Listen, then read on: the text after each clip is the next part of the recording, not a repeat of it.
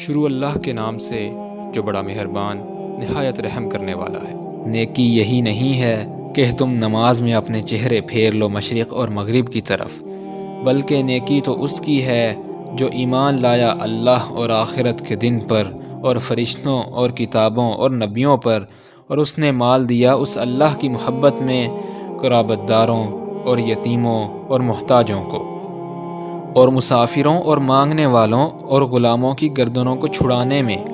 اور نماز قائم کرے اور زکوٰۃ ادا کرے، اور وہ اپنے عہد کو پورا کرنے والے ہیں جب بھی عہد کریں، اور صبر کرنے والے ہیں تنگ دستی اور تکالیف میں، اور جنگ کے وقت یہی سچے لوگ ہیں اور یہی پرہیزگار ہیں۔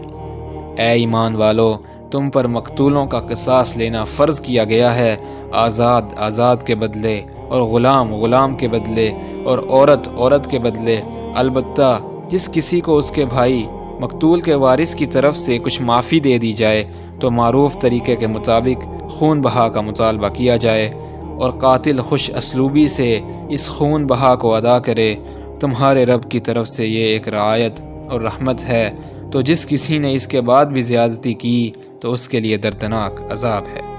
اور اے عقل مندو، تمہارے لیے قصاص میں زندگی ہے تاکہ تم خون ریزی سے بچ سکو۔